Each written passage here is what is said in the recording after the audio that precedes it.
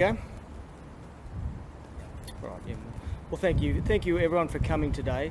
As you're aware, a significant policing operation was put into place to police what was deemed by the Supreme Court to be an unauthorised public gathering today.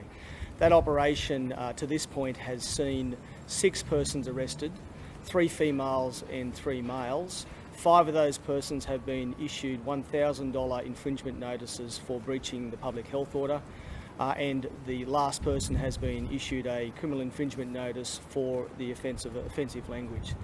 As we said all along, we are not anti the right to protest. This is about public safety. At the end of the day, we are in the middle of a pandemic. The Supreme Court judge himself described the current situation in New South Wales as being on a knife's edge. We had sufficient resources in the field, and we continue to have sufficient resources in the field to deal with any eventuality. So, again, we appreciate people's rights to protest. We understand that the issues that are in question here are significant and are sensitive to a lot of people. However, we must do what we can to ensure that the public in general are safe at this time. So, the operation itself is still ongoing for the next few hours. We'll see what evolves at the moment, but unfortunately we have seen 6 persons arrested. I'm happy to take any questions. When you say the operation is still... arrested, say they were spaced out and they weren't groups bigger than 20? Well, you know, they're arrested for a reason, and those persons who have received infringement notices can have those dealt with at court later on if they wish to be so. But at the end of the day, there were plenty of media there were plenty of police officers there.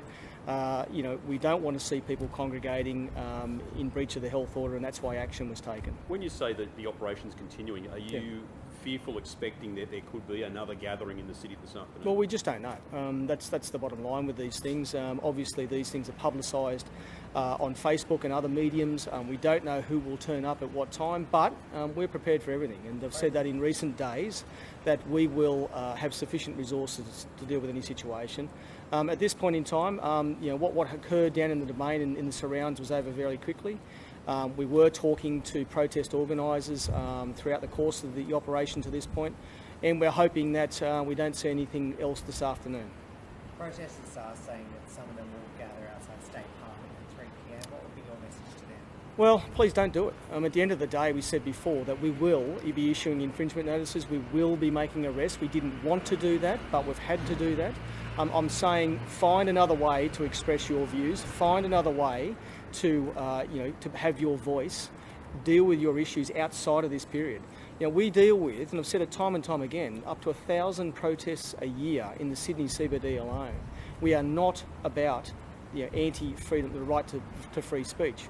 We're about public safety. So I would say to those people, if they are thinking of going outside of Parliament at 3 p.m, don't do it. So then, what isn't allowed? So if you're in a group smaller than 20, spaced out in a public place? It's more than 20 for a common purpose in a public space. Now, we will allege that has occurred today, and infringement notices were issued. So, the public health orders have been publicised over and over and over again. We've seen it, we've warned over and over again. We do not want to see a situation where people attract the disease as it currently is. As I said, the Supreme Court Justice himself said that the current situation in New South Wales is on a knife's edge. On a knife's edge. How does it make you feel when you arrest a bloke, you give him a $1,000 fine, and then an MP escorts him into Parliament? Look, that's a matter for the MP, to be perfectly honest. At the end of the day, being escorted into Parliament and presenting a petition, if that's what occurs, that's a way of expressing your views outside of congregating in public and putting the safety of everyone at risk.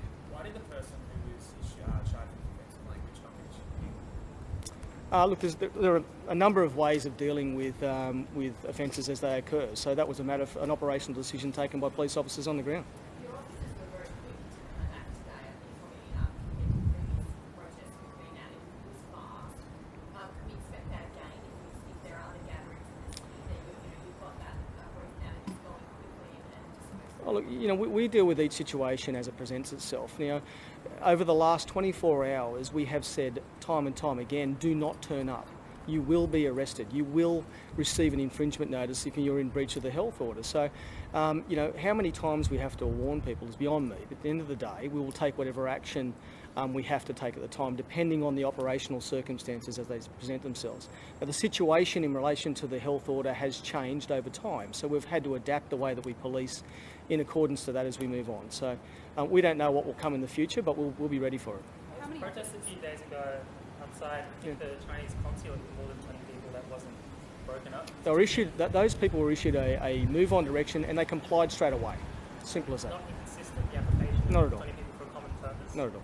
How many officers did you have on the ground today? We had many hundred, to be honest. I'm not going to go into the exact numbers, but there was a few hundred. Was the response also more urgent given the protest last month? There were no coronavirus cases in Sydney, and now we're seeing sort of 15, 20 each day. Is that why it was so urgent today? Oh, look, we just don't know with this disease, the way that it's going to evolve. We don't know whether or not somebody does turn up at a public gathering carrying the disease. That's the problem with this. Again, we are not anti-protest. Just don't do it in the middle of a pandemic. It's quite simple. Anything further? What do you say to the bloke who, in front of all the cameras, rips up his ticket? Says he's going to go to the Supreme Court.